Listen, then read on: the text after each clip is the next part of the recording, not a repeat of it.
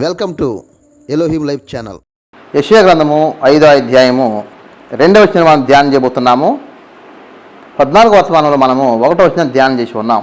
అక్కడ మరి దేవుడు మనకు ప్రియుడిగా ఉండి ఏ విధంగా ఆయన తన ప్రజల నుంచి ఫలమును ఆశిస్తున్నాడో మనం చూసి ఉన్నాం. ఆయన కోరుకుంటున్న ఫలం ఏమిటిది? సంతోషము, ఆనందం అనేదాన్ని మనము చూసి ఉన్నాం. ఇప్పుడు ఆ ద్రాక్ష తోటకు ఏం చేసి ఉన్నాడు అనే విషయాన్ని మనం చూడబోతున్నాం. గత వర్తమానంలో చెప్పుకున్నట్లుగా ద్రాక్ష తోట వేసాడని చెప్పంటే ఎక్కడి నుంచి తీసుకొచ్చినట్టున్నాడు? ఆయన ఐగుప్తు నుంచి తీసుకొని వచ్చి ఇశ్రాయేలు దేశంలో మంచి సారవంతమైనటువంటి కొండ మీద, అనగా ఇశ్రాయేలు దేశం కొండల ప్రాంతం కనుక సారవంతమైన కొండ మీద నాటుకున్న సంగతి మనము చూసి ఉన్నాం. ఇప్పుడు నాటడానికి ముందు ఆయన ఏం చేసి ఉన్నాడన్న విషయాన్ని మనం చూడబోతున్నాం. అక్కడ రాయబడింది కదా, ఆయన దాన్ని బాగా త్రువ్వి రాళ్లను ఏరి అందులో శ్రేష్టమైన ద్రాక్ష తీగలను నాటించెను. ఇక్కడ చూస్తున్నాం కదా, ద్రాక్ష తీగల నాటక మునుపు ఆయన చేసిన పని చూస్తున్నాం. ఏం చేసాడు ఆయన? మొదటిగా ఆయన బాగా దాన్ని త్రవ్వి, ఇప్పుడు వేసాడు ఆయన దాన్ని బాగా త్రవ్వి రాళ్లను ఏరి. అంటే ఇప్పుడు ఏం చేయాలి? ఇప్పుడు ఏదైనా ఒక పంట వేయాలని చెప్పంటే రాళ్ళు ఉంటే పంట పండుతాయా? పంట పండదు. ఎందుకని? రాళ్ళలో సారం ఉండదు, మట్టి ఉండటానికి ఆస్కారము ఉండదు. అందువల్ల నేల సారం అనేది మొక్క పీల్చుకోలేదు. ఇప్పుడు ఏం చేయాలి? నేల సారమును మొక్క పీల్చుకోవాలని చెప్పంటే అందులో ఉన్న రాళ్లను తీసివేయాలి. మనకి ఇటు ఈ ఏరియా పెద్ద ప్రాబ్లం లేదు, కానీ ప్రకాశం జిల్లా అటు వెళ్తే అంతా కొండే అవసరంలా నేల మొత్తం నేల దువ్విన నేలలు ఏమవుతాయి? పెద్ద పెద్ద రాళ్ళు ఉంటాయి. మరి ఇటు ఏం చేస్తాము? గట్లు వేస్తాం కదా, మట్టితోటి గట్లు వేస్తాం. అటు మట్టితో గట్లు వేయరు, రాళ్ళే గట్లుగా ఉంటాయి. కారణం ఎందుకని? అక్కడ అంత విస్తారంగా రాళ్ళు దొరుకుతాయి. మరి పంటలు పండాలంటే పండవు కదా, అందుకని ముందే చేస్తారు, ముందు రాళ్ళని తీసి గట్లుగా పేర్చుకుంటారు. అంటే మా పొలం ఇక్కడ దాకా ఉందని చెప్పడం కోసము చుట్టూ రాళ్ళని పేర్చుకుంటారు. ఆ రాళ్ళు తెచ్చి ఇల్లు కూడా కట్టుకుంటారు అక్కడ. అలాగైతే ఇక్కడ కనిపిస్తున్నది పంట పండకపోవడానికి ప్రధాన కారణము రాళ్ళు. అంటే ద్రాక్ష తీగ ఎదగకుండా ఉండటానికి ప్రధాన కారణము రాళ్ళు. అలాగైతే ఇక్కడ దేవుడు చేసేటప్పుడు ఇశ్రాయేలీయులను ఐగుప్తులో నుంచి తేవటానికి ముందుగానే ఆయన ఒక ప్రణాళిక వేసుకున్నాడు. వీరిని మనం నాటాడుకున్నప్పుడు ఏం చేయాలి? ముందుగా అందులో ఉన్న రాళ్ళను తీసివేయాలి. మరి ఏమిటి రాళ్ళు? మరి రాళ్ళు ఉంటే వీళ్ళు మనోడు సాగించగలుగుతారని చెప్పంటే సాగించలేరనేదే దేవుడు చెబుతున్న మాట. అలాగైతే మరి ఆ రాళ్ళు ఎవరు? మనకు లేరే కదా. ఎవరా రాళ్ళు అనుకున్నప్పుడు 7 ప్రాంతాల ప్రజలు, అంటే యెబూసీయులు, హిత్తీయులు, హివ్వీయులు, కనానీయులు, అర్థమైంది, పెరిజ్జీయులు, వీరందరూ కూడా ఎవరో రాళ్ళు. వీరు ఇశ్రాయేలు అభివృద్ధిని అడ్డుకునేవారే ఉన్నారు. అలాగైతే అంతర్గతంగా చూసుకున్నప్పుడు ఇశ్రాయేలీయులు ఎదుగుదలకు ఆటంకమైన వారు ఎవరు తెలుసిన? శత్రువులు. రాయి అనేది శత్రువు.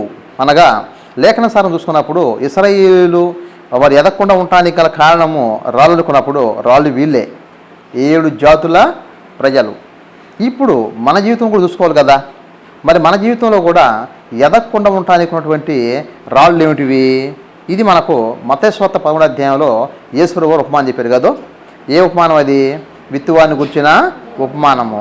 విత్తువాన్ని గుర్చిన ఉపమానంలో ఆయన ఉపమానాన్ని తెలియపరుస్తూ అక్కడ ఏమన్నారు? ఇప్పుడు మరి 2వ రకం రాతి నేల కదా, రాతి నేల పడ్డ ఇత్తనం అయిపోయింది. ముందు ఇత్తనం మొలిచింది కానీ తర్వాత ఇక ఎదగలేకపోయినది.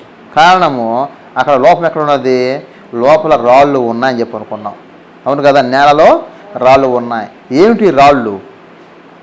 ఈ రాళ్ళు మనం చెప్పుకున్నాం అక్కడ రహస్య పాపాలు, కనపడకుండా ఉన్నటువంటి రహస్య పాపం. అంటే అర్థం ఏమిటిది? వాటిని మనం గుర్తించడం అనేది కొద్ది కష్టతరంగా ఉంటుంది.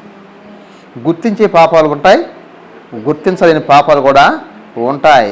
అలాగైతే ఈ గుర్తించగలిగిన పాపాలు అందరూ గుర్తించగలుగుతారు, కానీ గుర్తించలేని పాపాలను గుర్తించగలిగిన వాడే గొప్ప. ఎందుకని? అందరూ వాటిని గుర్తించలేరు, అందరూ వాటిని చూడలేరు. చూడగలిగిన వాడు ఏం చేయగలుగుతాడు?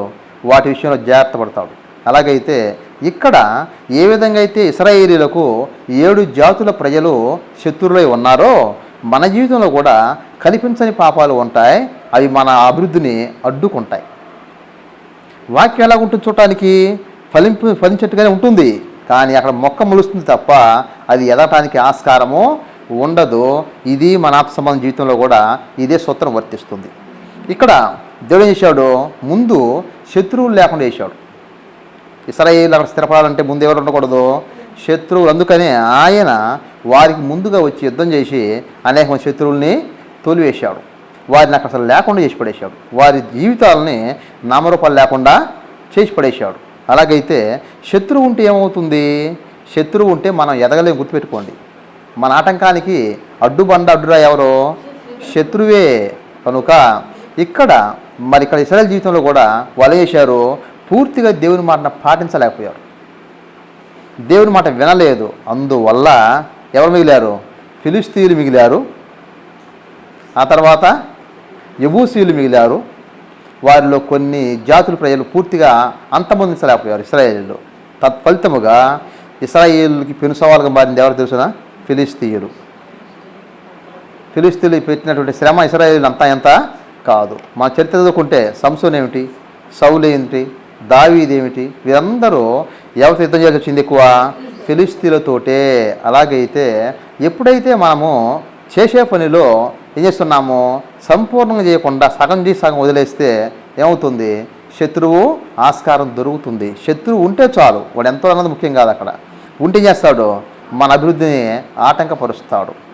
కనుక ఇక్కడ ఏం చేయాలని చూస్తున్నాము, దేవుడు ముందుగా ఇశ్రాయేలీయులు రావడానికి ముందే ఏం చేయాలనుకున్నాడు, శత్రువు మొత్తాన్ని కూడా, రాళ్ళు మొత్తాన్ని ఏరనుకున్నాడు. ఎట్లా వస్తాయి రాళ్ళు బయటికి, అందుకన్నాడు కదా, బాగ్గా త్రవ్వి. ఇక్కడ చెప్పుకున్న మాట బాగ్గా త్రవ్వి.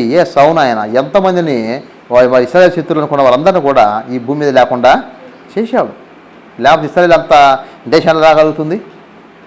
అలాగైతే ఇప్పుడు దేవుడు చేసిన పనిని ఆయన తెలియపరుస్తున్నాడు. ఏమని, మీరు ఐగుప్తులో ఉన్నారు, ఐగుప్తులో మీరు బానిసలుగా ఉన్నారు, బానిసలుగా ఉన్న మిమ్మల్ని తీసుకొచ్చి పాలు తేనెలు ప్రవహించే దేశంలోకి మిమ్మల్ని నడిపించడం మాత్రమే కాదు, అక్కడ ఉన్నటువంటి రాళ్ళను ఏర్పడేశాను. ఎలా ఏర్పడేశావయ్యా, లోతుగా త్రవ్వి.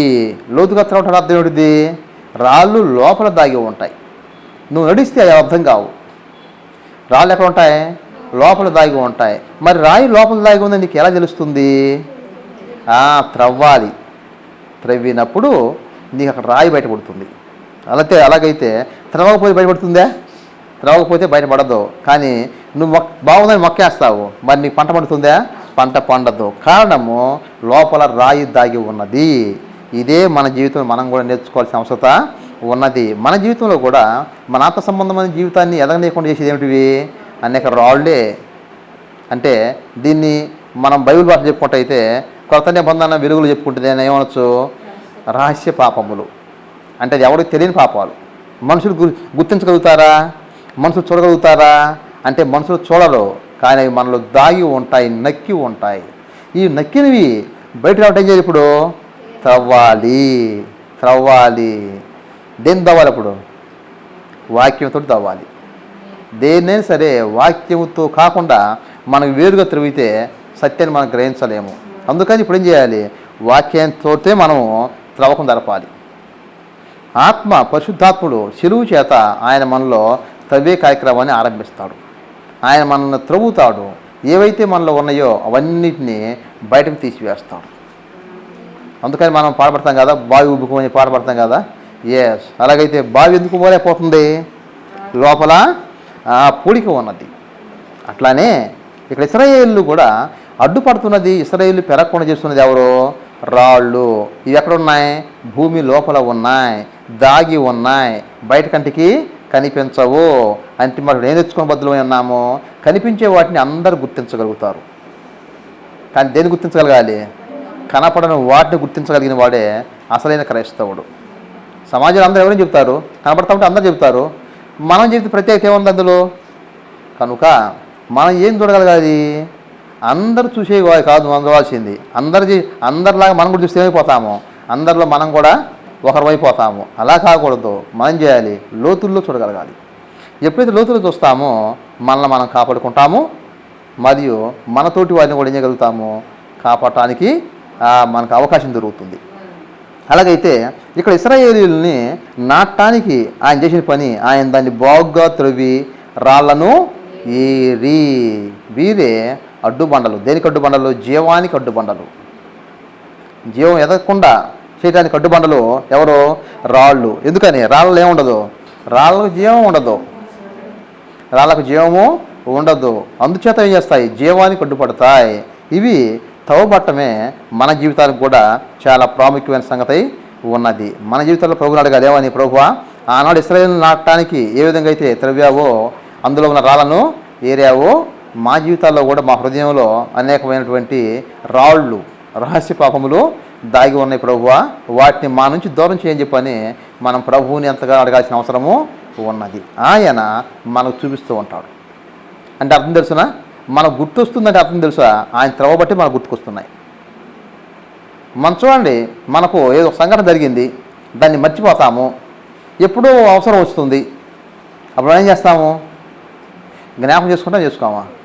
జ్ఞాపకం చేసుకుంటాం. జ్ఞాపకం రాకపోయినా సరే మరలా చేస్తాము, మరలా ప్రయత్నిస్తాం. ఒకసారి వెనక్కి వెళ్ళి రివైండ్ చేసుకుని అన్నీ కదా ఎక్కడ పెట్టామని చెప్పి జ్ఞాపకం చేసుకుంటూ ఎక్కడైతే దాచామో ఆ అంశం వచ్చేదాకా ప్రయత్నించమా? మనం ప్రయత్నించడం అర్థం ఏమిటిది? దాన్ని త్రవ్వామో అని అర్థం. అట్లాగే ఇక్కడ ఏం చేస్తున్నాము? ప్రభువారు కూడా ఆయన మనలో త్రవ్వకం ప్రారంభించినప్పుడు ఆయనకి ఏదైతే ఇది వచ్చినదో దాన్ని మనం తెలియపరుస్తూ ఉంటాడు, ఇది నీలో ఉందని చెప్పని. అప్పుడు మనం ఏం చేయాలి? వెంటనే గుర్తించాలి. ఇక్కడ జరుగుతున్న లోపం ఏంది చెప్పంటే, గుర్తించకపోవటమే లోపం. గుర్తించగలిగితే చాలు, మనం చేయొచ్చు. ప్రభు చూపిస్తూ ఉంటాడు, వాటిని ఒప్పుకోవటం ద్వారా, ఆయన రక్తంలో కడుక్కోవటం ద్వారా అవి మనకి ఏమైపోతాయి? దూరం అయిపోతూ ఉంటాయి. ఒకనాటికి మనము క్రీస్తు స్వరూపంలోకి రాగలుగుతాము. కనుక మన ఆటంకికి, మన ఆత్మ సంబంధమైన జీవితానికి అడ్డుకి ప్రధాన కారణము మనలో దాగి ఉన్నటువంటి పాపములే. ఎవరు చూస్తున్నా చెప్పండి? వీటిని చూడటమే మనకు కావాలి కదా. మనం ఉదయం కాలం చెప్పుకున్న వర్తమానంలో ఏమని, అక్కడ కుష్టు గురించి చెప్పుకున్నాం కదా. మన దేహం ఇంత భయంకరమైంది ఎవరు చూశారు? ఎవరు చూడరు. ఎవరు చెప్పగలుగుతారా? ఎవరు చెప్పరు. కనుక చూడగలిగిన ప్రత్యక్షత మనకు అవసరమై ఉన్నది. అట్లాగా చూసినప్పుడు మనం ప్రతిదాన్ని కూడా పరిశీలించగలుగుతాము, పరిశోధించగలుగుతాము, సత్యాన్ని వెలికి తీయగలుగుతాము. అలాగైతే ఇక్కడ ఇశ్రాయేల్ దేశం నాటడానికి గాను ఆయన శత్రువు అనేటువంటి వాడిని లేకుండా చేశాడు. గుర్తుపెట్టుకోండి, శత్రువు ఉన్నంత కాలము మన ఆత్మ సంబంధం జీవితంలో ఎదగలేము. ఎందుకు? చెడగొట్టడం సులభం, బాగు చేయడం సులభమా? చెడగొట్టడం బాగా సులభం. శత్రువు మనలను అడ్డుకోవడం సులభం అవుతుంది. మీరు చూడండి, పడగొట్టేవాడు ఏం చేస్తాడు? నాశనం చేసేవాడు సింపుల్ పని చేసిపోతాడు. కట్టాలంటే చాలా టైం పడుతుంది. కనుక శత్రువు చేసే పని అని తెలుసు, నాకు కట్టడం కాదు, కూలగొట్టే పని చేస్తాడు. అలాగైతే ఆత్మ సంబంధం జీవితాన్ని పాడేయడానికి చెడగొట్టేవాళ్ళంత కాలము మనం ఏం చేయలేము, బాగుపడజాలము. అలాగే దీన్ని ముందుగా గుర్తించింది ఎవరు తెలుసునా? దేవుడే గుర్తించాడు.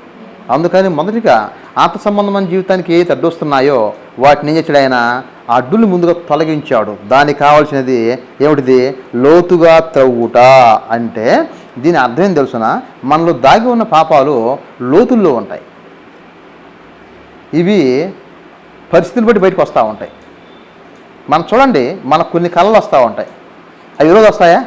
రావు. ఎప్పుడు వస్తాయి? మనం బాగా గాఢనిద్ర బట్టి మన స్వాధీనంలో మనం లేనప్పుడు అవి బయటకు వస్తూ ఉంటాయి. మరి మిగతా రావచ్చుగా.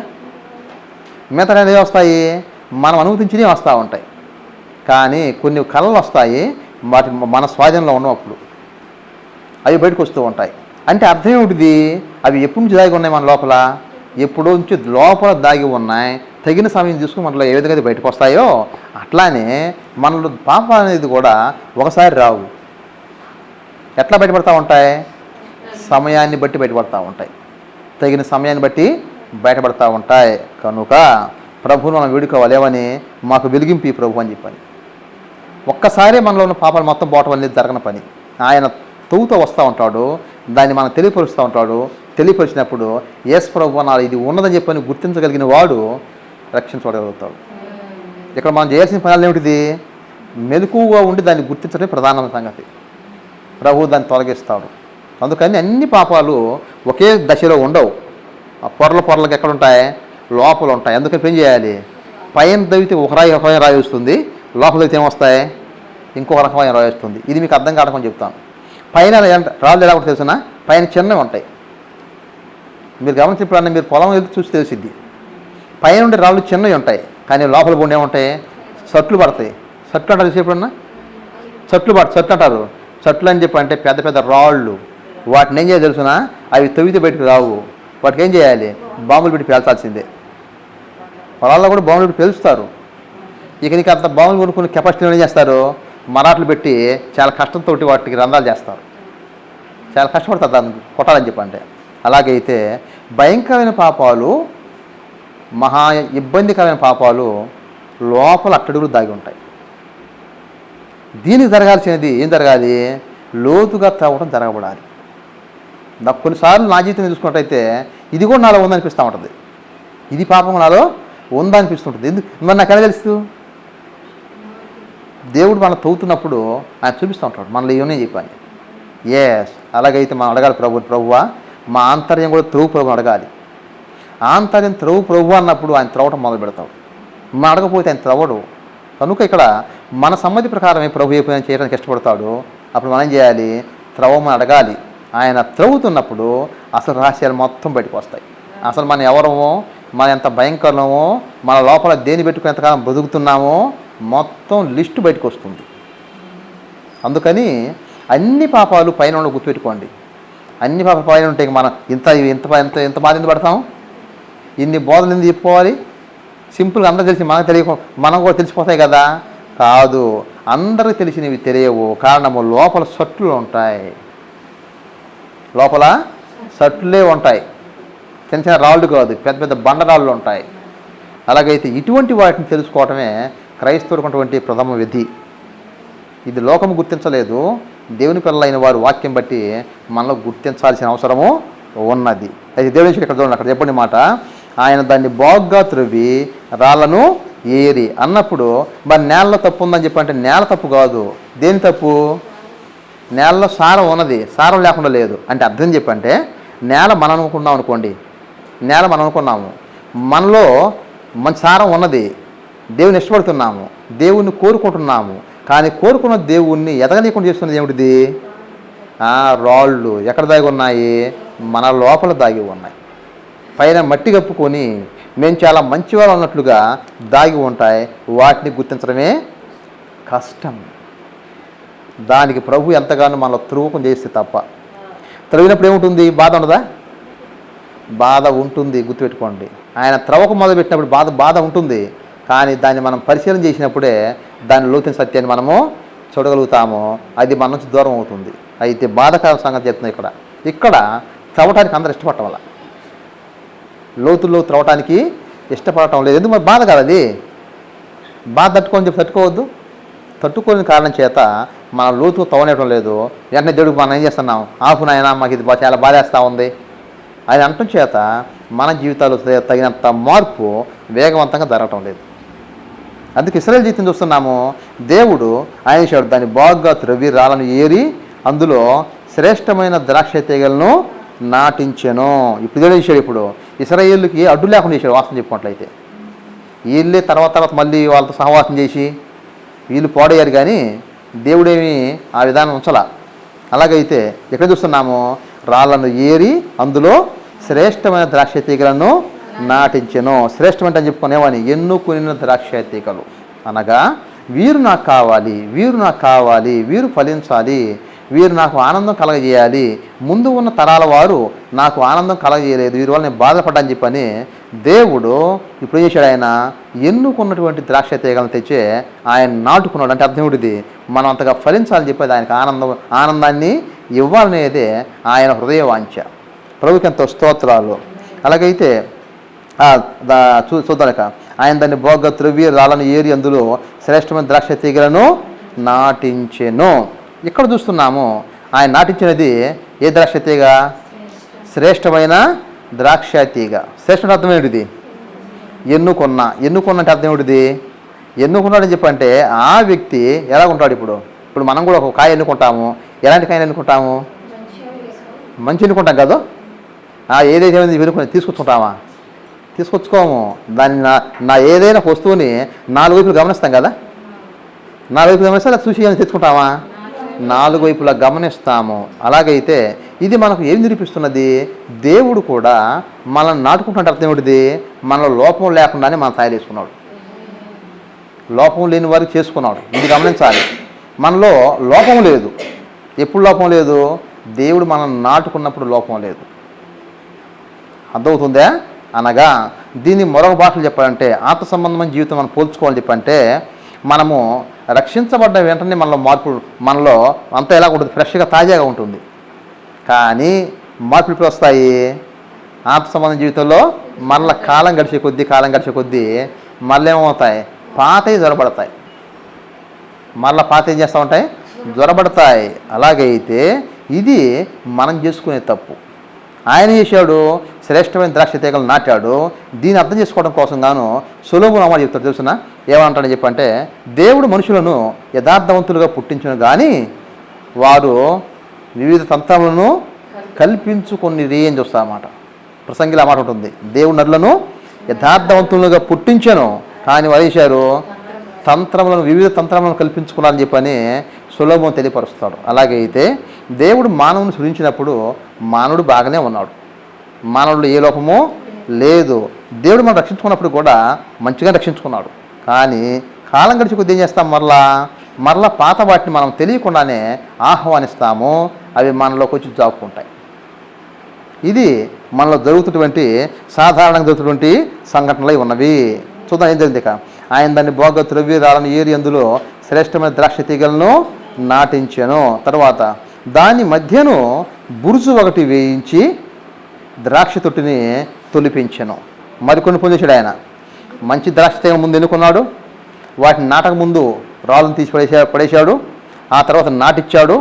ఆ తర్వాత ఇప్పుడు ఆయన బురుజు ఒకటి, బురుజు దేనికి? కాపల. అర్థమవుతుందా? బురుజు దేనికి? కాపల. అంటే బురుజు అనేది సాధారణంగా రాజుగారి కోటలకు ఉంటుంది కదా. రాజుగారి కోటలకు ఏముంటుంది? బురుజు ఉంటుంది. దేనికి బురుజు? దూరం నుంచి వస్తూ ఉంటారు. ఎవరైనా శత్రువులు వస్తున్నారా? శత్రువు గారికి వస్తే వెంటనే చేస్తారు, ఇక్కడ గంట కొడతారు. ఆ గదిలో ఏముంటుంది? గంట అలారం గంట ఉంటుంది అనమాట.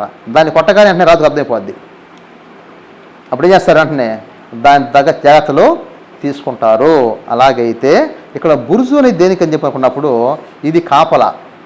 అనగా దేవుడు చేసాడు ఇప్పుడు ఇశ్రాయేలీలను కాపాడటం కోసం గాను, ఇశ్రాయేలు బాగా ఫలించడం కోసం గాను దేవుడు ఎవరు నియమించాడు?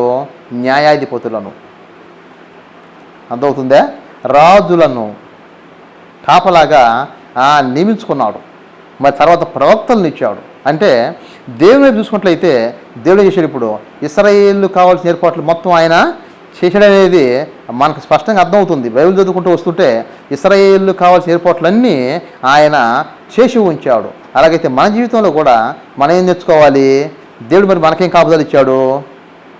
ఆయన మన కాపుదలను ఇస్తూనే ఉన్నాడు. అయితే ఇక్కడేం చేయాలి? దాన్ని మనం వినియోగించుకోవడం నేర్చుకోవాలి. ఇక్కడ ఏం చూద్దాం. అక్కడ దాని మధ్యన బురుజు ఒకటి వేయించి ఏమిటి బురుజు? మన జీవితాల్లో బురుజు ఏమిటిది? మన కాపలా ఏమిటిది? ఇశ్రాయేలు ద్రాక్ష తోటకి ఏమొస్తుంది? బురుజు. అంతే కదా. మన పల్లెటూరులో చూస్తూ ఉంటాం. ఏదైనా తోటేసినప్పుడు ఏం చేస్తారు? దాని మధ్యలో మంచి కడతారు కదా. మంచి కట్టి మంచి మీద ఉండి చేస్తుంటారు. పక్షులు వాళ్ళనేయకుండా ఏదో ఒకటి కట్టడము లేకపోతే డబ్బా పట్టడం ఉండటము చేస్తూ ఉంటారు కదా. అలాగైతే దేనికి? పక్షులు రాకుండా ఉండటం కోసం, జాగ్రత్త కోసం. అలాగైతే మనలో కూడా ఇప్పుడు దేవుడు చేసేటప్పుడు ఒక బురుజును పెట్టాడు. మనలో ఒక బురుజు ఉన్నది. బురుజు లేకుండా దేవుడు ఏర్పాటు చేయాల. మనలో ఇప్పుడు ఏమన్నది? ఒక బురుజు ఉన్నది. ఏమిటో బురుజు తెలుసా? మనస్సాక్షి. మనలో ఉన్నటువంటి ఒక బురుజు అనేది ఏమిటిది? మనస్సాక్షే. మనస్సాక్షిని మనం కరెక్ట్గా ఉపయోగించుకుంటే మనస్సాక్షి మనకి చాలా సంగతి చెప్తూ ఉంటుంది. మనం ఏం చేస్తున్నామో అడుగడుక్కి మనం హెచ్చరిస్తూనే ఉంటుంది. అందుకని దేవుని సేవకులు చెప్తున్న మాట, మన మనస్సాక్షి ఎంత శుద్ధంగా ఉంటుందో, మన మనస్సాక్షి ఎంత నిర్మలంగా ఉంటుందో మనము అంతగా కాపాడబడతామని చెప్పాను. అలాగైతే ఇక్కడ దేవుని పిల్లలు చేసిన తప్పేది తెలిసిన కొంతమంది తెలియక మనస్సాక్షిని వాత వేసుకుంటూ ఉన్నారు. అలాంటి వారిలో హుమనయ్య అని ఒక ఆయన ఉన్నాడని చెప్పని అపోస్తలుడైన పౌలు సాక్షిస్తున్నాడు. ఎందుకని వారు చేశారు? వారి మనస్సాక్షిని వాత వేసుకొని మరలా లోకంలో కలిసిపోయని చెప్పని అందులో హుమనయ్య అనే వ్యక్తి ఉన్నాడని చెప్పని అపోస్తలుడైన పౌలు మరి తిమోతి రాసిన పత్రికలో ఆయన చెప్పుకోవడం అనేది జరిగింది. అలాగైతే మనం కూడా ఏం చేయొచ్చు? మన మనస్సాక్షిని వాత వేసుకోవచ్చు, అనగా మన మనస్సాక్షిని కఠినపరుచుకోవచ్చు. అలాగైతే ఇందులో ఎన్ని లక్షణాలు ఉన్నాయి? నెంబర్ 1 ఏం చేయొచ్చు? మనస్సాక్షి మాట వినకపోవచ్చు. నెంబర్ 2 మనస్సాక్షిని తొక్కివేయవచ్చు. నెంబర్ 3 మనస్సాక్షికి వాత వేయవచ్చు. అర్థమవుతుందా? దీని ఏమంటాము? బుర్జు ఎలా ఏం లేదు, ఇప్పుడు సరైన రీతిలో కాపలాగా లేదని అర్థము. అలాగైతే ఇక్కడ దేవుడు ఏం చూస్తున్నారు? ఇప్పుడు మన జీవితాల్లో ఇశ్రాయేలుకి కాపలాదారులను ఇచ్చాడు. ఎవరినిచ్చాడు? మోషే రాసిన ధర్మశాస్త్రము. అర్థమవుతుందా? మోషే రాసిన ధర్మశాస్త్రము, న్యాయాధిపతులు, ప్రవక్తలు, రాజులు, వీరందరూ ఎవరు?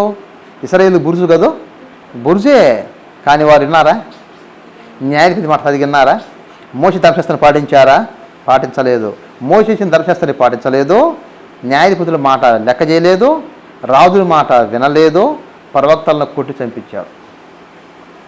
ఇక నీకు కాపలు ఎవరంటే చెప్పండి. అలాగైతే వారు చేసిన పని మనం కూడా చేయకూడదా? మన జీవితంలో మనం కూడా చేయవచ్చు. గుర్తుపెట్టుకోండి, మన జీవితంలో మనం కూడా చేయవచ్చు. ఎందుకని? మనకిచ్చిన దేవుడు ఏమిచ్చాడు? ఇప్పుడు ఒక ఆత్మనిచ్చాడు. ఆత్మలో మనస్సాక్షిని పెట్టాడు. ఇప్పుడు మనస్సాక్షి మాట వినమన్నాడు. వినకపోతే పరిస్థితి ఏమిటిది? అవును కదా? అందుకని క్రైస్తవుడు ఏం చేయాలి? మనస్సాక్షి దగ్గర వెళ్తూ ఉండాలి.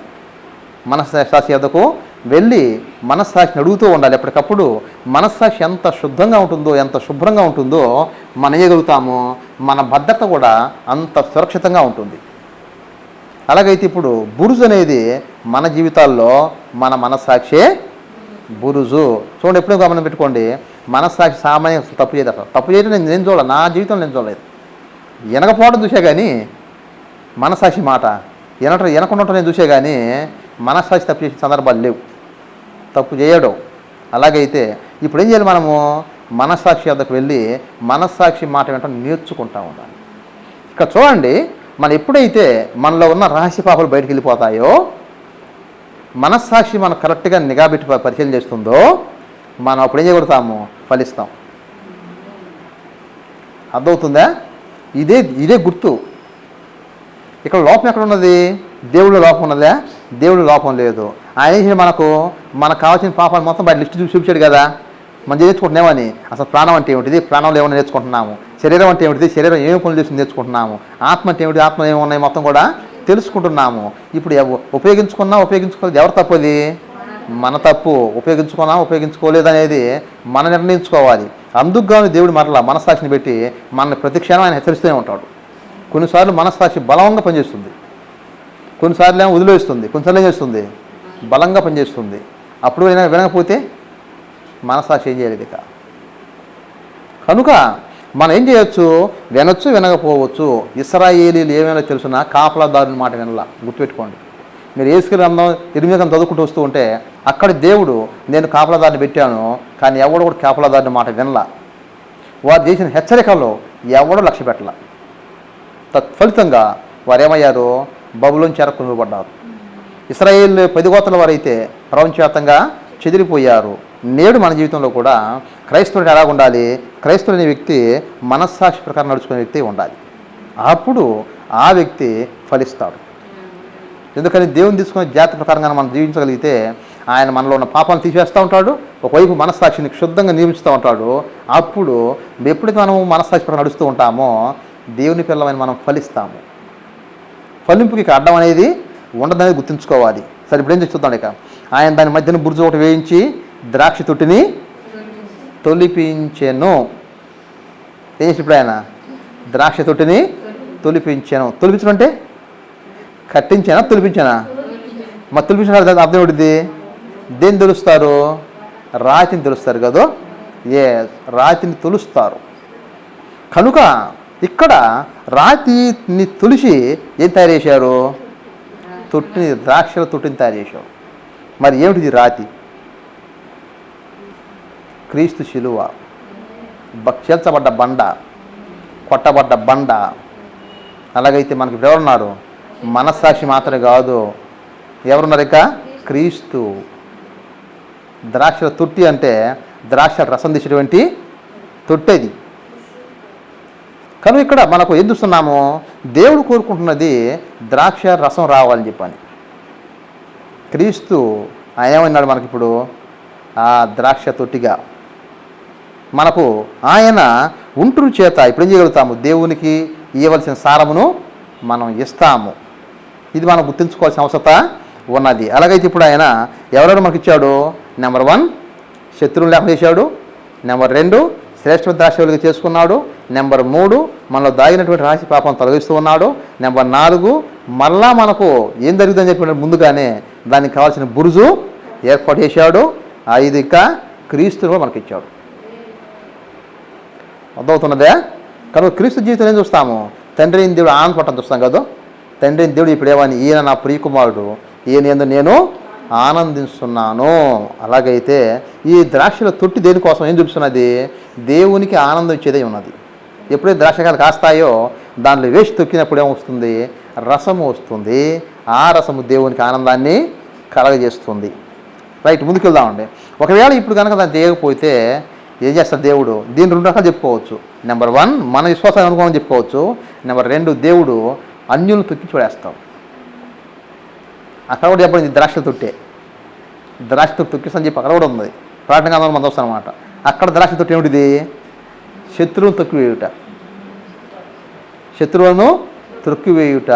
కనుక ఇక్కడ మన 2 సందర్భాల్లో 2 విధాలు మనం చూస్తూ ఉన్నాము. సరే, ముందుకు వెళ్తున్నాం. దాని మధ్యన బురదోటి వేయించి ద్రాక్ష తొట్టిని తొలిపించాను. రైట్, ద్రాక్ష పండ్లు ఫలింపవలని ఎదురు చూసుండెను. ఇప్పుడు ఏం చేశాడు ఆయన? చేయాల్సిన పని మొత్తం చేశాడు. పనిలో ఏ మాత్రం మిగిల్చకుండా చేయాల్సిన పని మొత్తము చేశాడు. ఇప్పుడు ఇంకేం తోట మొదలుపెట్టాడు ఆయన? ద్రాక్షకాయలు రావాలి, ద్రాక్షకాయలు రావాలి, దాని సారమును జ్యూస్ చేసుకొని రాగని చెప్పని ఆయన ఎదురు చూస్తూ ఉన్నాడు. కనుక ఎంత చేసినప్పుడు మన నుంచి ఇప్పుడు ఏం రావాలి? దేవునికి ఆనందం ఇచ్చే ఫలాలు బయటికి రావాలి. దాన్ని ఏమంటాము? మంచి ఫలము. అంతే కదా, మంచి ఫలము. చూద్దాం జరిగింది. ఇక ద్రాక్ష పండ్లు ఫలింపాలని ఎదురు చూస్తున్నాను, కానీ అది కారు ద్రాక్షలు కాచెను. ఏం కాయ చేసింది ఇప్పుడు? ఇది కారు ద్రాక్ష అంటే అర్థం ఏమిటిది? చేదు ద్రాక్షలు. ఇది ఇంకో మాట చెప్పుకుంటే అడవి ద్రాక్షలు అంటే అర్థం ఏమిటిది? ద్రాక్షలో రకాలు ఉన్నాయని అర్థం. ద్రాక్షల్లో రకాలు ఉన్నాయి అంటే అర్థం మనం ఏం తీసుకోవాలి? మంచి ద్రాక్ష తీగవే. మరి మంచి ద్రాక్ష తీగకి ఏ కాయలు కాస్తాయి? లెక్క అయితే మంచి కాయలు కాయాలి, అంతేనా? మనం వస్తూ ఉంటాం. మన లోకం సామెత చెప్పుకుంటాం ఏమని? యాపిల్ చెట్టుకి యాపిల్ కాయలే కాస్తాయి, వేప చెట్టుకి వేపకాయలే కాస్తాయి, తుమ్మ చెట్టుకి తుమ్మకాయలే కాస్తాయి. అలాగైతే అది ఏ జాతి అయితే ఉందో ఆ కాయలే వస్తాయి, కానీ మరొక కాయలు రావు. అలాగైతే ఇక్కడ ద్రాక్ష చెట్టు ఏ కాయలు కాయాలి? ఇప్పుడు ఇది శ్రేష్టమైన ద్రాక్ష చెట్టు ఎటువంటి కాయలు కాయాలి? శ్రేష్టమైన కాయలు కాయాలి. ఎందుకని? తీగ మంచిది, రెండవది నాటిన ప్లేసు మంచిది, నెంబర్ 3 దానికోసం తీసుకున్న జాగ్రత్తలు మంచివి. అన్నీ మంచివైనప్పుడు అది సరి పండలేదు అనుకోండి, ఏమంటాం మనం? మనం ఫలం వేసాం అనుకోండి, దానికి కావాల్సిన మొత్తం సమకూర్చేసాము. ఏది టయానికి దుక్కు తినే దగ్గర నుంచి మరి ఆ కోతకు వచ్చేదాకా దాన్ని తీసుకోవాల్సిన జాగ్రత్తలు మొత్తం తీసుకున్నాము, కానీ పంట పండలేదు. మనం ఏం చేస్తాం అప్పుడు? వేద పడతాం పడవా? అది ఇంత ఖర్చు పెట్టాను, ఎంత చాకరీ చేశాను, మరి ఇంత ఖర్చు పెట్టి ఇంత చాకరీ చేస్తే కనీసం పంట పండలేని చెప్పంటే మనం చాలా బాధపడతాం కదా, చాలా వేదన పాలవుతాము. అలాగైతే మనలాంటి వాడి దేవుడు కూడా మనలో ఏ అయితే మరి ఆ ఆశ ఉందో దేవునికి కూడా మన పట్ల అదే ఆశ ఉన్నది. ఇప్పుడు ఆయన మన నుంచి ఏం కోరుకుంటున్నాడు? నాకు ఆనందం ఇవ్వండి కోరుకుంటున్నాడు. మనం ఆయనకి ఇవ్వాల్సింది ఏమిటిది? ఆనందము. మన జీవితం ద్వారా దేవుడికి ఆనందం కలిగించాలి. ఇదే మన జీవితం చూసేది. దావీదు గురించి అన్నాడు ఒక మాట, చక్కని మాట ఏమని? దావీదు నా హృదయానుసారుడు అని చెప్పన్నాడు. దావీదు నా హృదయానుసారుడు. ఎందుకన్నాడు అంత మాట? హృదయానుసారుడు అని చెప్పని దేవుని హృదయంలో ఏముందో తెలుసుకొని దాన్ని మాత్రం చేస్తాడు. దేవుని శత్రువులను దావీదు ముందుగానే గుర్తిస్తాడు. ఎప్పుడు కూడా దేవుని శత్రువులను దావీదు ఎక్కడ వదిలిపెట్టలే. నిజం అసలు వదిలిపెట్టలే ఆయన. ఏ మాత్రం కనికరం కూడా చూపించాల. దావీదులో గొప్ప లక్షణం అదే.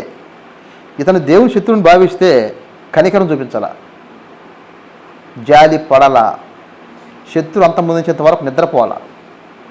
అందుకని దేవుడికి అయ్యాడు నా హృదయానుసారుడు. దేవునికి దావీదు హృదయానుసారుడు. మరి యేసుప్రభువు వారు ఎవరు? ప్రియమైన కుమారుడు. యేసుప్రభువు వారు దేవునికి ప్రియమైన కుమారుడు. అలాగైతే మన జీవితాల్లో కూడా దేవుడిచ్చిన సరఫరాని బట్టి మనం చూసుకుంటే, దేవుడిచ్చిన లెక్క ప్రకారం మనం చూసుకుంటే, మనం కూడా ఇప్పుడు ఏం చేయాలి? లెక్క అయితే మంచి ఫలములు ఫలించాలి. లెక్క అయితే మరి దేన్ని బట్టి? మనకున్న అనుభవాన్ని బట్టి. దేవుని నమ్ముకున్నటువంటి మన సంవత్సరాలు లెక్క చూసుకుంటే మనం కూడా లెక్క ఏం చేయాలి? ఫలం ఫలించవలసిన వారమే ఉన్నాం. కానీ మనలో ఇప్పుడేం ఫలాలు పెట్టుకొస్తున్నాయి? కారు ద్రాక్షలు. మనం గుండె మీద చేసుకుని గట్టి చెప్పగలుగుతామా? నా నుంచి కారు ద్రాక్షలు రావటం లేదు, మంచి ద్రాక్షలు వస్తున్నాయని చెప్పాను. ధైర్యంగా చెప్పగలుగుతామంటే చెప్పలేం కదా. అలాగైతే అర్థం ఉంటుంది, మనం కూడా కారు ద్రాక్షలకి వస్తున్నాం. ఇదే మనం నేర్చుకోవాల్సినది. ఇక్కడ తప్పు ఎవరి పక్క ఉన్నది? మన పక్క ఉన్నదా, దేవుని పక్క ఉన్నదా? మన వైపే ఉన్నది. ఎందుకని? మనకు దేవుడు లేఖనం ఇచ్చాడు, దేవుని పిల్లల్ని వాక్యం చెప్పే వాళ్ళని ఇచ్చాడు. మరి ఎక్కడ తుట్టుల్లో కూడా కావాల్సినటువంటి కాపుదాలను పరిశుద్ధాత్ముని మనకి ఇచ్చాడు. అన్నీ ఇచ్చినా కానీ మన చివరికి ఏ కాయలు కాస్తున్నామయ్యా అని చెప్పంటే కారు ద్రాక్షలేకి వస్తున్నాం. అనగా ఎవడు కూడా తినడు కారు ద్రాక్షలు తింటాడా? మీకు అర్థం కావడం చెప్పినట్లయితే మరి 2వ రాజు గ్రంథంలో ఒక ఉదాహరణ కనిపిస్తున్నది. అక్కడే కనిపిస్తున్నది, ఎలీషా అనేటువంటి ప్రవక్త సమయంలో అక్కడ ఆయన కూర వండుకోవడానికి పోయి ఒక శిష్యుని పిలుస్తున్నామాట. అదే కూర వండుదాం పోయి ఆకాయలు కూరగాయ ఆకులు తెమ్మని చెప్పంటే వాడు ఏం చేస్తాడు? పోయి తెలియక దాని గుణం ఎరువుక ఏం చేస్తాడు? వెర్రి ద్రాక్ష తీసుకొచ్చి ఆకులు తీసుకొస్తాడు అన్నమాట. వెర్రి ద్రాక్ష ఆకులు తీసుకొచ్చి ఏం చేస్తాడు? కొండలేసి తరిగేసి కొండలేస్తాడు. దేవుడు జనం వండిసరికి ఏమైపోద్ది? ఇక విషమైపోద్ది. ఇక అందరు కేకనేస్తాడు, అయ్యా దావీదు కొండలో విషం ఉందని చెప్పని. అప్పుడు ఎలీషా ఏం చేస్తాడు? పిండిని తీసుకొచ్చి అందులో వేయటం ద్వారా విషం ఎదిగిపోతుంది. అప్పుడు అందరు హాయిగా తింటారు. అలాగైతే ఇక్కడ మనం ఏం నేర్చుకోవాలి? వెర్రి ద్రాక్షలు ఉంటాయి. అర్థమవుతుందా? వెర్రి ద్రాక్షలు ఉంటాయి అంటే అర్థం ఉంటుంది, అది ఎక్కడ ఉన్నాయి? మన స్వభావం అది. అంటే దీన్ని ఎలా చెప్పుకోవచ్చు? దేవుడు మనం యథార్థవంతులుగా పుట్టించాడు, కానీ మనం ఏం చేసుకున్నాము? తంత్రాలకు అలవాటు పడ్డాము. ఇది గుర్తుంచుకోవాలి. వివిధ తంత్రాలకు నేర్చుకున్నాము. అందువలనే మన నుంచి వచ్చే ఫలాలు కారు ద్రాక్షలు. లేకపోతే మంచి ఫలాలు ఎందుకు రావు? మంచి ఫలాలు వస్తాయి. మన జీవితంలో మీకు చిన్న సూచన చెప్తాను. ప్రభువు నామాన్ని ఎంతగా పిలవ ఎన్నిసార్లు చెప్పుంటాను కదా. మరి ఇప్పుడు పిలుస్తున్నారు, ఇప్పుడే కొద్ది నాకు నమ్మకం వస్తుంది పిలుస్తున్నారని చెప్పని. అంతకుముందు ఎప్పుడు పిలుస్తారు దేవుడా అని చెప్పి అనుకొని దేవుడు ఎప్పుడు దొరుకుతుంది ఆయన అనుకుంటా ఉండేవాడిని. ప్రభు స్తోత్రం ఇప్పుడిప్పుడే కొద్ది చలనం వస్తూ ఉన్నది. ఇది కనుక ఎక్కువైపోతే ఏమవుతుంది? తప్పకుండా దేవుడు కోరుకున్న ఫలాలు మనలో కనిపిస్తాయి. ఇదే మనం నేర్చుకోవాల్సినది. కనుక ఇప్పుడు ఇశ్రాయేలు పరిస్థితి ఏమైంది చెప్పంటే, ఇశ్రాయేలు ఏం చేశారు? దేవుడు చేయాల్సింది మొత్తం దేవుడు చేశాడు, కానీ చివరికి ఏం చేశారు? ఇప్పుడు ఏ కాయలు కాశారు? కారు ద్రాక్షలు. దేవుడికి మైండ్ పోయింది ఒకసారి, ఏంటి బాబు ఈ పరిస్థితి చెప్పాను. ఎక్కడ ఐగుప్తులో ఉన్నారు, ఏ స్థానంలో ఉన్నారు, నేను ఏ స్థానంలో తీసుకొచ్చాను, ఏ స్థానంలో వీళ్ళని ఉంచాను, ఇప్పుడు వీళ్ళు కాచిన కాయలు ఏంటివి? అంతే కదా. ఎస్, ఇప్పుడు అందుకని ఆయన ఒక విషయాన్ని తీసుకొస్తున్నాడు, చూద్దాం అన్నమాట. కావున నా కారు ద్రాక్షలు కాచెను, కావున యెరూషలేము నివాసులారా, యోధావారులారా, నా ద్రాక్షతోటి విషయం నాకు న్యాయము తీర్చవలని మిమ్మును వేడుకొనుచున్నాను. ఇప్పుడు ఎవరు అడుగుతున్న ప్రశ్న ఆయన వచ్చి? యెరూషలేము నివాసులారా, యోధావారులారా అంటే అన్నీ అడుగుతున్నాడు పోయి. ఏమండి అన్యులారా, నేను నా ద్రాక్షతో చేశాను, నా ద్రాక్షతో చేయాల్సి మొత్తం చేశాను, కాయలు కాయలేదు, కారు ద్రాక్షలు కాశాయి, నాకు న్యాయం తెచ్చమని చెప్పి అన్యులు అడిగారా? ఎందుకు అడగడు ఆయన? అన్యులతో అవసరం లేదు ఆయనకు. అలాగైతే ఇప్పుడు ఎవరు అడుగుతున్నాడు ఆయన? యెరూషలేము నివాసు అంటే ఎవరు తెలుసునా? ద్రాక్ష చెట్టుని అడుగుతున్నాడు ఆయన. ఎందుకని ఇశ్రాయేలు ఎవరు? వారే కదా ద్రాక్ష తోట, అవునా? అలాగైతే ఇప్పుడు ఎవరు అడుగుతున్నాడు తెలుసునా? ఆయన ద్రాక్ష చెట్టుని అడుగుతున్నాడు. ద్రాక్ష చెట్టు, నువ్వెందుకు మంచి కాయలు కాయలేదు, నువ్వెందుకు కాయలేకపోయావు, నేను చేసింది చేసే కదా అని దేవుడు ఇక్కడ మరి ప్రశ్నిస్తున్నట్టు మనం చూస్తున్నాము. చూద్దాం ఏమన్నాడు ఇప్పుడు ఆయన? నా ద్రాక్ష విషయము నాకు న్యాయము తీర్చవని మిమ్మును వేడుకొనుచున్నాను. ఇప్పుడు దేవుడు ఎక్కడికి వచ్చాడు? ఇప్పుడు న్యాయము తీర్చుకునుట. అర్థమవుతున్నదా? న్యాయము తీర్చాలని అడుగుతున్నాడు. ఎవరు అడుగుతున్నాడు ఇప్పుడు? మనుషులు మనల్ని అడుగుతాడు ఆయన. ఎవరిని అడగడు ఆయన? విశ్వాసం అడుగుతాడు. అలాగైతే ఇక్కడ ద్రాక్ష తోట విషయం గురించి ఉపమానం చెప్పాడు కాబట్టి, ఏమండి మరి తోట అయింది, మరి ఏం చేయమంటారు, నాకు మీరు న్యాయం తెచ్చండి, మరి ఆ ద్రాక్ష తోట ఏం చేయమంటారు అని చెప్పని ఇక్కడ ప్రభు ఇశ్రాయేలుని అడుగుతున్నాడు. అంటే అర్థం ఏమిటిది? ఇక్కడ ఆయన మనం అడుగుతుంటే అర్థం తెలుసునా, మన వాస్తులకు రావాలని. ఎప్పటికైనా వాస్తులకు రావాలనేదే దేవుని హృదయాభిలాష. అందుకన్నాడు కదా, మరి ఏం చేయమంటారయ్యా, నా ద్రాక్ష తోట విషయం నాకు న్యాయము తీర్చని మిమ్మును వేడుకొనుచున్నాను. 4వ వచనము, నేను నా ద్రాక్ష తోట చేసిన దానికంటే మరేమి దాన్ని చేయగలను. చూడండి చక్కగా మాటలు కదా. ఇంతకంటే నేను చేయమంటారు, ఎందుకంటే నేను ఏం చేయగలను, ఎందుకంటే నేను చేయమంటారు అనుకున్నప్పుడు మన జీవితాల్లో దేవుడు మనకి ఇచ్చినటువంటి విషయం ఒకసారి జ్ఞాపకం పెట్టుకుందాం. నెంబర్ 1, మనం ఎక్కడి నుంచి వచ్చాము? చాలా చాలా ధ్యాన పరిస్థితుల నుంచి మనం వచ్చాము. దేవుడు మనకేం ఇచ్చాడు? ఇప్పుడు ఫ్రీ రక్షణ. రక్షణ ఉచితమా, మనం కొన్నామా? మనం ఏం చెల్లించాల, ఫ్రీ. అవునా? పాప క్షమాపణ దయచేసాడు, పరిశుద్ధాత్ముని ఇచ్చాడు, లేఖనాలు మనకి ఇచ్చాడు, లేఖనాలు భావాలు చెప్పేవాళ్ళు మనకి ఇచ్చాడు. అవునా? ఒక సహవాసాన్ని ఏర్పాటు చేసాడు. ఇన్ని చేసిన తర్వాత ఇంతకన్నా ఎవరు చేస్తారు చెప్పండి? ఒక తల్లిదండ్రులు ఇంతకన్నా ఎక్కువ చేయగలుగుతారా? ఎవడు చేయలేడు. ఇక్కడ దేవుడు అడుగుతుంది కూడా అదే, నేను ఇంతకంటే ఏం చేయమంటే చెప్పండి? ఇంకా నా తప్పేమైనా ఉన్నదా? నేను చేసిన తప్పేమైనా ఉన్నదా? ఎంతకంటే నేను చేయగలుగుతానా? పోనీ మీరు చేయగలుగుతాను చెప్పండి. మీరు చెబితే నేను మా దేవుడు చేసి సిద్ధపడుతున్నాను, దానికి కూడా నేను రెడీ అయ్యాను, ఎంతకంటే నేనేం చేయమంటారు? కనుక మనం పరీక్షించుకుంటే, మన జీవితాన్ని పరిశీలించుకుంటే దేవుడు చేసింది మనము ఇంకా కరెక్ట్గా చూడాల. దేవుడు మన కోసం ఏదైతే చేశాడో దాన్ని మనం ఇంకా పర్ఫెక్ట్గా చూడాల. నిజంగా చూస్తే మనం ఇక్కడ ఆగలేము. అర్థమవుతున్నదే? అలాగే ఇక్కడ మనము నేర్చుకోవాల్సినది, ఆయన అంటున్నాడు నీకు ఇంతకంటే నేనేం చేయమంటావు? అప్పుడప్పుడు తల్లిదండ్రులు అంటారు కదా పిల్లల గురించి, నేను ఒకకంటే ఏం చేయమంటాను, నేను చేయమంటాను చెప్పి అంటాం కదా. నేను చేయాల్సిందంతా చేశాను, ఇంకెంతకంటే నా దగ్గర ఏముందని చేయమంటారు? అవునా? కనుక అలాగైతే దేవుడు కూడా ఆయన శక్తి లోపము లేకుండా మన కోసం చేయవలసింది మొత్తం చేశాడు. మనం చెప్పుకునేమని పాపస్థానం నుంచి రక్షించాడు, సాతాను బంధకాల నుంచి విడిపించాడు, విమోచన సాధించాడు, రక్తాన్ని ఇచ్చాడు, పరిశుద్ధాత్ముని ఆదరణకర్తగా మనకి ఇచ్చాడు, లేఖనాలు ఇచ్చాడు, దేవుని పిల్లలను తోడు చేశాడు, ఇన్ని సంఘం ఏర్పాటు చేశాడు.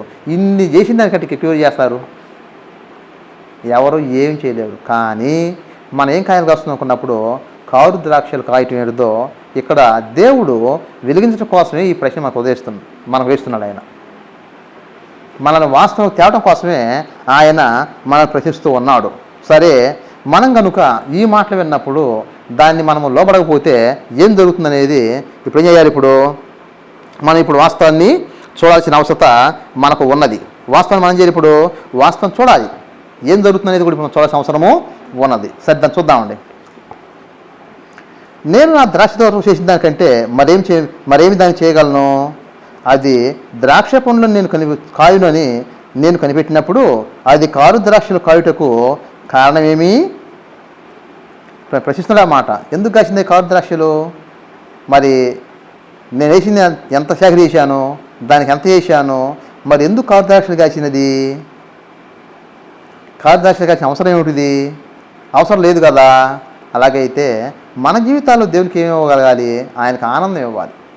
ఆనందం అయినప్పుడు ఇదే ప్రశ్న మనం అడుగుతాడు, ఎందుకంటే నువ్వేం చేయగలుగుతావా అని చెప్పని.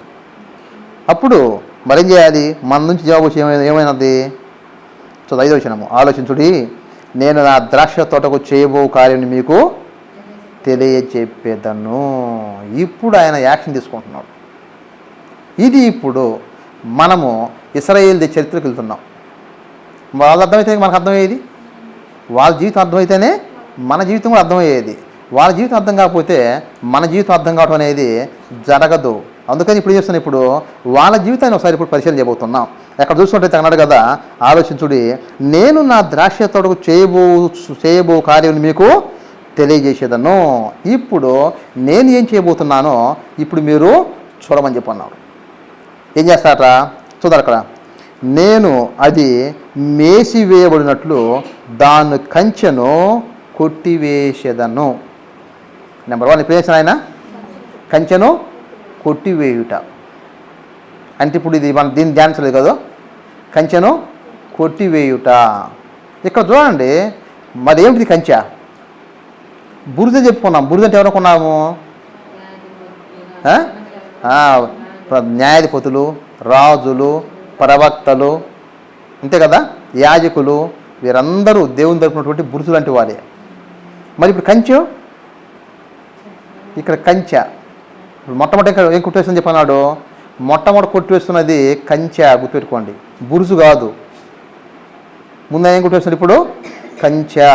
మరి ఏమిటిది కంచె? కంచె అనేది దేవుని కాపుదల. దేవుని కాపుదల అంటే పరిశుద్ధాత్ముడు. మన భాషలు చెప్పుకుంటే, కొత్తనే మన వీళ్ళు చెప్పంటే పరిశుద్ధాత్ముడు. ఇక్కడ ఒక సత్యాన్ని మనము దీని అర్థం కావడం కోసము ఒక మాట మనం చూద్దామండి. తెస్సలోనికీయులకు రాసినటువంటి 2వ పత్రిక, తెస్సలోనికీయులకు రాసినటువంటి 2వ పత్రిక 2వ అధ్యాయము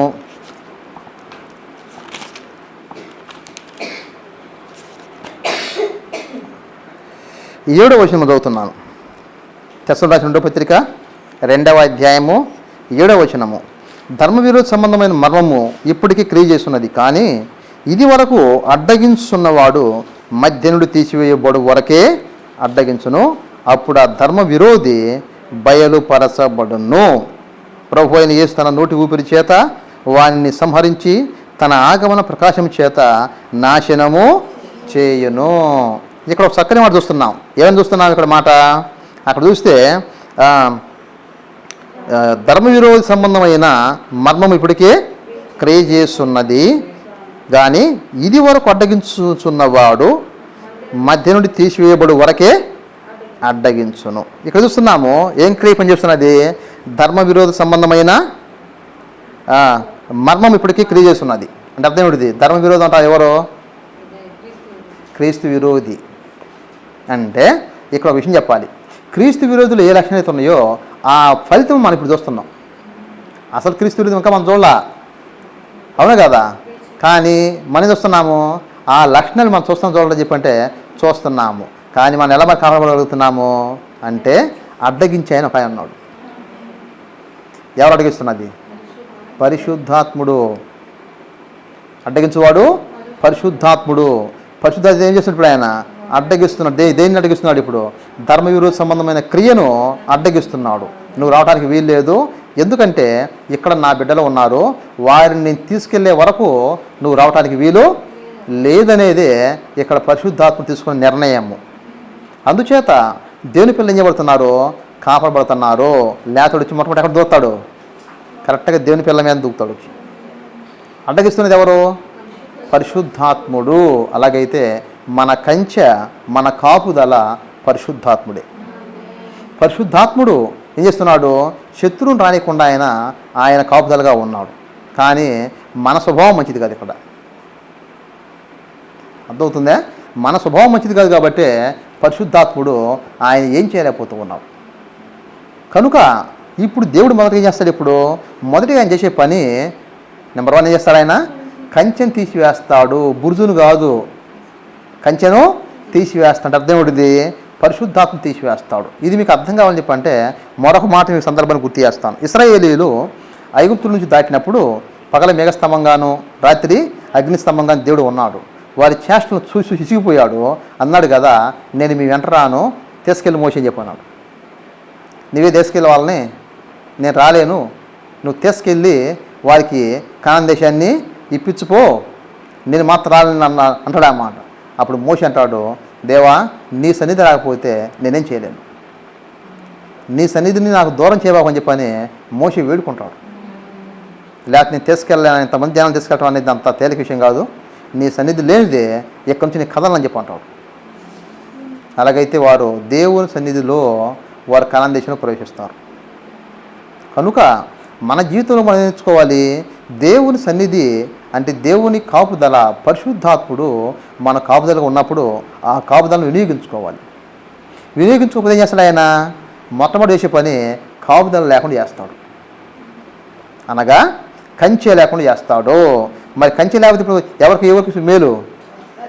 శత్రువుకు బాగా మేలు జరుగుతుంది. శత్రువు ఏది కోరుకుంటాడో దాన్ని అదే నెరవేరుతుంది. మరి ప్రస్తుత పరిస్థితి చూద్దాం. ఇప్పుడు ఇశ్రాయేలీయులు దేవుని చెప్పిన వినలా, ప్రవక్తల మాట వినలా, ఎవరు చెప్పినా వినలా, ఎన్ని హెచ్చరికలు చేసినా వినలేదు. చివరికి దేవుడు తప్పుకున్నాడు. యేసు గ్రంథాలు మనం చూస్తామన్నమాట. దేవుని మహిమ దేవాలయం నుంచి వెళ్ళిపోవడం చూస్తున్నాము. అనగా దేవుని కాపుదల, దేవుని కంచె వారి మధ్య లేకుండా పోయినది. ఇంకేం మిగిలినది? కేవలం 4 గోళ్ళ మిగిలాయి. అర్థమైనదే? దేవుని కంచె లేదు కాబట్టి ఇప్పుడు మిగిలి చివరకు గోళ్ళ మిగిలాయి. ఏం చేస్తాం? గోళ్ళ ఏం చేస్తాయి? కనుక కంచె ఎంత ప్రాముఖ్యమైనదో మనం జ్ఞాపకం చేసుకుని భద్రమైనాము. దేవుడే మన కంచె, పరిశుద్ధాత్ముడే మన కాపుదల. అలాగైతే ఆయన బయట కాపుదలగా పరిశుద్ధాత్మ లోపల కాపుదలగా మనస్సాక్షిని పెట్టాడు. మనం ఎప్పుడైతే మనస్సాక్షి మాట్లాడుకుంటామో, లెక్క చేయకుండా ఉంటామో, దేవుణ్ణి ఏడిపిస్తామో, దేవుణ్ణి బాధ పెడతామో, అప్పుడు దేవుడు మొత్తం ఏం చేస్తాడు? ఆయన దుఃఖపడినప్పుడు పరిశుద్ధాత్ముడు మనకు దూరం అవుతాడు. అప్పుడు ఎవరికి అవకాశం దొరుకుతుంది? శత్రువుకి. ఇప్పుడు ఇశ్రాయేలు చూడండి, ఇశ్రాయేలు దేశం మీదకు ఎవరు? అశూరు వచ్చాడు, ప్రపంచవ్యాప్తం చెదరగొట్టాడు. నేటికి వాళ్ళు అనేక ప్రపంచం మొత్తం తిరుగుతున్నారు లేదా? ఈ ఆట కూడా, ఈరోజు కూడా యూదులు ఇశ్రాయేలు లేరు? మన ఆంధ్రాలు లేరా? కేరళలు లేరా? ఢిల్లీలు లేరా? బాంబేలు లేరా? ఎక్కడ లేకున్నారు చెప్పండి? ఉన్నారు. కారణం ఏమిటిది? ఆనాడు వారు దేవుని లెక్క చేయాలి. ఆయన ఇచ్చిన సమృద్ధిని వినియోగించుకున్నారు, వారు వేరే వాటికి ఇచ్చారు ఆ బలం అంతా. అందువల్ల దేవుడు కాపుదల తీసిపడేశాడు, కంచి తీసిపడేశాడు. ఆ తర్వాత ప్రవక్తను తీసిపడేశాడు, బురుజుని తీసిపడేశాడు. అందుచేత ఇశ్రాయేలు ఏమైనా తెలుసు, తలా దిక్కు చెదిరిపోయారు. యూదులైతే 70 సంవత్సరాల బబులోను చెరలోకి వెళ్ళిపోయారు. ఇదే కంచెను తీసివేయుట. అర్థమవుతున్నాయా? కనుక కంచె లేదంటే అర్థం తెలిసిన దేవుని కాపుదల లేనట్టు లెక్క. దేవుని కాపుదల లేనప్పుడు నువ్వు రాజు ఉంటేనే ప్రయోజనం ఏమిటది? సైన్యం ఉంటే ప్రయోజనం ఏమిటిది? మీకు మాట చెప్పంటే ఇది అర్థం కావడం కోసం గాను మీకు ఒక మాట తెలియపరుస్తాను. ఇశ్రాయేలీయులు ఐగుప్తు నుంచి బయలుదేరినప్పుడు కనాన్ దేశం చూస్తారు, అవును కదా? 12 మంది పంపిస్తే 12 మంది ఏం చేస్తారు? కనాన్ దేశాన్ని వేగు చూస్తారు. చూసి వచ్చినప్పుడు 10 మంది ఏమంటారు? మోషే గారు మన అల్లయ్య పనేనా? అక్కడ ఉన్నవారు ఎలాంటి వారు తెలుసునా? వారు ఆజానుబాహువులు, పెద్ద ఎత్తురు మనుషులు. వారి కళ్ళకే మనం ఎలాగ ఉన్నాము? మిడతల్లాగా ఉన్నాము. వారి కళ్ళకి మనం ఎలాగ ఉన్నాము? మిడతల్లాగా ఉన్నాము. వారిని మనం చంపగలమా? How can it possible? ఒకడు 30 అడుగులు ఉన్నాడండి, మనం ఎంత ఉన్నాము? 6 అడుగులు లేవు. కరెక్ట్గా మనం లెక్క ఇస్తే 6 అడుగులు లేవు. మనం ఉంది 6 అడుగులు, వాళ్ళు ఉందేమో 30 అడుగులు. వదిలేస్తారు. ఇప్పుడు కాలు తిప్పిపడేస్తారు, నలిపేస్తారు రావుతుంది. మిడతలు నలిపినట్టు చంపుతారు, మిడతలు నలిపినట్టు నలిపేస్తారని చెప్పి అన్నారు. మరి ఇప్పుడు ఇస్రాయేలు ఎట్లా గెలిస్తే చెప్పండి? 6 అడుగులు మనిషి పోయి 30 అడుగులు మనిషి ఎట్లా చంపుతారు చెప్పండి? దేవుడు యుద్ధం చేశాడు అక్కడ. చరిత్ర నేర్పిన పాఠం ఏం తెలుసునా? చరిత్ర పాఠం తెలుసునా? ఉరుములు పిడుగులు పడేస్తే, వడగన్లు గుడిపిస్తే, వడగన్లు ఏమైనా పడ్డాయి తెలుసా? 40 అడుగులు ఒడిపోయిన పడ్డాయి వచ్చి. ఈ 5 అడుగుల మీద బల్ల ఆడ తలహా వెళ్ళిపోయేది. ఇదే ఛాన్స్ అనుకునే వాళ్ళు నదికి పడేసేవాళ్ళు. అర్థమవుతుందా? Number 2 chance. ఒకటి, దేవుడు వేసాడు ఇప్పుడు వడగన్లో వడగన్ల వాన పంపించి ఆ వడగన్ల వానలో పెద్ద పెద్ద వడగన్లు గుడిపించాడు. తద్వారా శత్రువు ఏం చేశాడు? ఇప్పుడు వడగన్ల వానలు అర్థం కాలే ఆయనకి. నిత్యం పడుతుంది ఏంటి? వడగన్లు మన చూడండి, నిత్య పడితే ఎన్ని గ్రాములు? అది 100 గ్రాములు ఉంటుందా? ఇంత రావు, 100 గ్రాములు ఉండదు తెలీదు, కానీ అది పడమను బ్లడ్ వస్తుంది, అవుతుంది. అలాగైతే మరి అంత తెత్తు నుంచి పెద్ద పెద్ద పడితే పరిస్థితి ఏమిటిది? తర పగిలిపోతాయి. ఆ లెక్కన ఇశ్రాయేలు చంపారు, యుద్ధం చేసి కాదు. నెంబర్ 2 ఏం తెలుసునా? కందెరగా రేపేవాడు దేవుడు పోయి, కందెర పంపించేవాడు. కందెరగలు ఎవరి మీదకి వస్తాయి? ఎత్తుకున్నోడి మీదకి వస్తాయి, కింద నోడి మీదకి రాదు. అర్థమవుతుంది. ఇక్కడ దేవుడు లక్ష్మీ అక్కడ వేసి ఇప్పుడు ఆయన ఎత్తుకున్న దగ్గర పోతాయి కానీ కింద నోడి దగ్గర బాబు. అందుకని ఇప్పుడు కందెరలు అయిపోయాయి. ఏలాడు వాడు చుట్టూ గుంపు వేయి. ఏ కందెర తోలిపోయాడు ఆయన? తోలలేకపోయేవాడు. ఇది చూసుకునేవాళ్ళు, కొట్టి చంపేవాళ్ళు. ఈ విధంగా ఇశ్రాయేలీలు గెలిచారు అని చెప్పి వాళ్ళ సొంత శక్తి మీద కాదు, సొంత బలం మీద కాదు, దేవుడు 90% పనిచేస్తే 10% నెరవేర్చుకుంటూ పోయారు. అలాగైతే ఇప్పుడు ఆయన చేస్తున్నాడు, ఆ కాపుదల చేస్తున్నాడు. గెలుస్తానిక నిలబడగలుగుతామా? చెయ్యలేము. ఇదే మనం జ్ఞాపకం చేసుకుని బొద్దులో ఉన్నాము.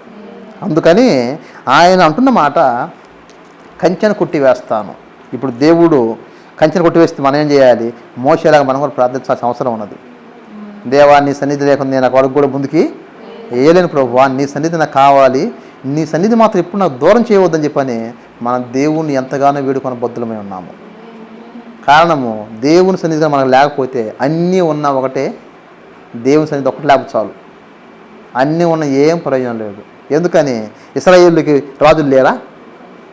ఇశ్రాయేలు మరి మంత్రులు లేరా? ఇశ్రాయేలు మరి సైనికులు లేరా? యుద్ధ వీరులు లేరా?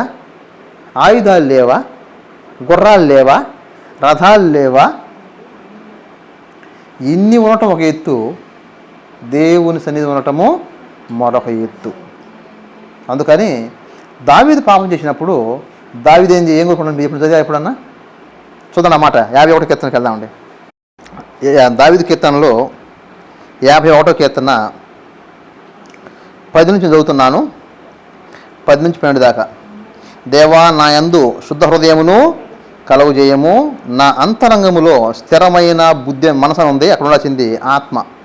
నా అంతరంగంలో స్థిరమైన ఆత్మను నూతనముగా పుట్టించుము, నీ సన్నిధిలో నుండి నన్ను త్రోసివేయకము, నీ పరిశుద్ధాత్మను నా యొద్ద నుండి తీసివేయకము, నీ రక్షణ ఆనందం నాకు మరలా పుట్టించుము. ఇక్కడ ఏమంటే ఇప్పుడు నీ పరిశుద్ధాత్మను నా యొద్ద నుండి తీసివేయకము, రక్షణానందం మరలా నాకు పుట్టించుము అంటే అర్థం ఏమిటిది? మనం తప్పు చేసినప్పుడు ఎవరు దూరం అవుతారు మనకు? పరిశుద్ధాత్ముడు. ఆనందం ఉండదు ఇక మనకు. పరిశుద్ధాత్మ లేకపోతే ఆనందం ఉండదు, సంతోషం ఉండదు. ఇప్పుడు ఏమన్నా, ఇప్పుడు నీ పరిశుద్ధాత్మను నా యొద్ద నుండి తీసివేయకము, తీసివేయబోకయ్యా, నేను తప్పు చేసి చెప్పని నువ్వు అంత దూరం చేస్తావేమో, నేను తట్టుకోలేని దేవా, నీ పరిశుద్ధాత్మ నా నుంచి మాత్రము తీసివేయకము అంటే కాపుదల. నీ రక్షణానందం నాకు మరలా పుట్టించుము. ఇది దేవుని మనం అడగవలసినటువంటి బాధ్యత మన మీద ఉన్నది. అలాగైతే ఇక్కడ దేవుడు అంటున్నమాట యెషయా కాపుదల ఎవరో తెలుసా? కంచె ఎవరని చెప్పంటే పరిశుద్ధాత్ముడే. దేశానికి కాపుదల, దేశానికి భద్రత, మనకు క్షేమము పరిశుద్ధాత్ముడే. అలాగైతే పరిశుద్ధాత్ముడు లేని రోజున మనం ఎవరు మిగలం. ఎందుకని? శత్రుడు ఎప్పుడో ఎదురు చూస్తున్నాడు, కావాలి నేను వస్తా వస్తా వస్తా అని చెప్పని. ఎవరు అడిగిస్తున్నారు? పరిశుద్ధాత్ముడు నువ్వు ఆగాల్సిందని చెప్పి అడిగిస్తూ ఉన్నాడు. ఎందుకు ఆగమంటున్నావు? అన్న నేను పని చేయాల్సిందే అని చెప్పి అంటున్నావు. నువ్వు ఆగాల్సింది చెప్పని పరిశుద్ధాత్మ అడ్డగిస్తూ ఉంటే మనం క్షేమంగా బ్రతకగలుగుతున్నాం. కనుక మనము దేవుని ఏమడగాలి? పరిశుద్ధాత్మ నా నుంచి తీసివేయబోకని చెప్పి అడగాలి. అంటే అర్థం తెలుసు, ఆ రోజు పరిశుద్ధాత్మ వస్తపోతూ ఉండేవాడు. మరి ఇప్పుడు మనం కూడా తప్పు చేసి లోపల పరిశుద్ధాత్మ దుఃఖపడతాడు, ఆయన బాధపడతాడు, బాధను వ్యక్తపరుస్తాడు. దాన్ని మనం ఎంత గమనించాలి? అదే దాడి చేసిన ప్రార్థన మనం కూడా చేయాల్సిన అవసరత మనకు ఉన్నది. ఎలాగైతే ఇప్పుడు అంటున్నాడు కదా, చూద్దాం అక్కడ, అది నేను నేను అది మేసివేయబడినట్లు దాని కంచెను కొట్టివేసేదను. నెంబర్ 1, దేనికోసం కంచె కొట్టివేస్తున్నావయ్యా? మేసివేయబడినట్లు. ఎవరు మేసివేసేవాళ్ళు? శత్రువులు.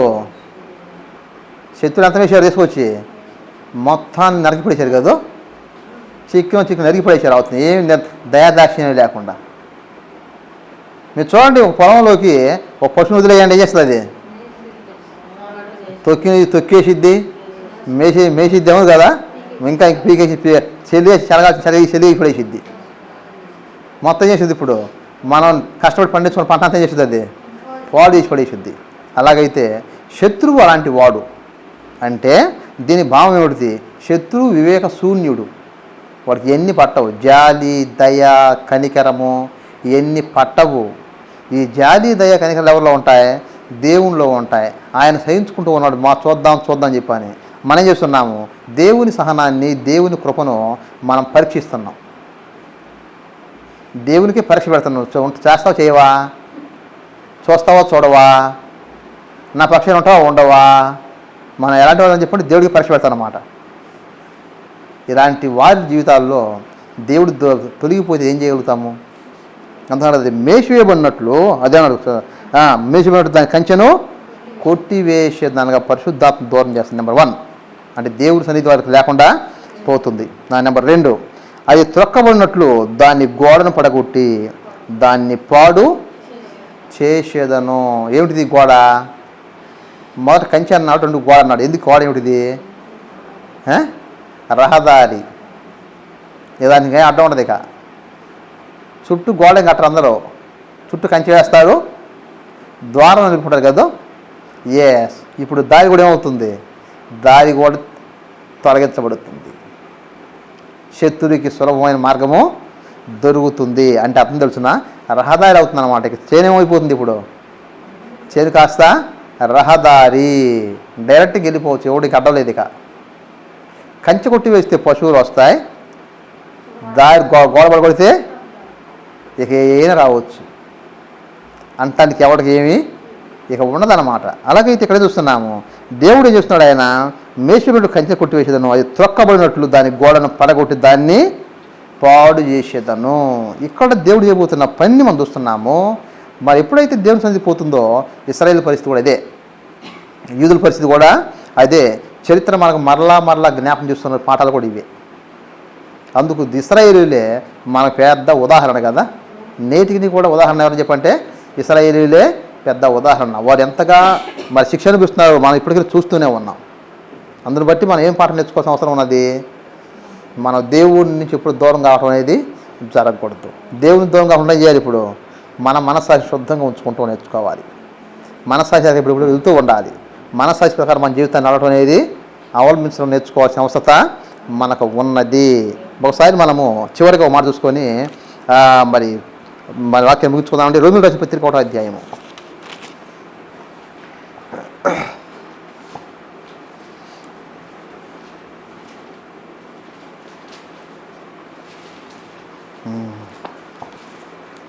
అపోస్తలుడైన పౌలు అనేప్పుడు ఆయన ఎప్పటికప్పుడు మనస్సాక్షిలోకి వెళ్ళి మనస్సాక్షి యొక్క దోషారోపణ లేకుండా ఎప్పటికప్పుడు చేస్తూ ఉండేవాడు. అందువల్ల ఆయన జీవితం ఎలాగుండేది? ఆయన మనస్సాక్షి ప్రకారం నడచడం వల్ల, మనస్సాక్షి దోషారోపణ చేయకుండా ఉండటం వలన ధైర్యంగా దేవుని సేవను ఆయన సంపూర్ణంగా చేయగలిగాడు. కనుక మనం కూడా ఏం చేసుకోవాలి? ఇప్పుడు మనస్సాక్షి దగ్గరికి వెళ్తూ ఉండి మనస్సాక్షి చెప్పిన మాట మనం చేయాలి. ఇప్పుడు వెంటనే నేర్చుకోవాలి. తద్వారా దేవుని చిత్తాన్ని మన జీవితంలో కూడా చేస్తాము. అప్పుడు మనం మంచి ఫలం ఫలించగలుగుతాము.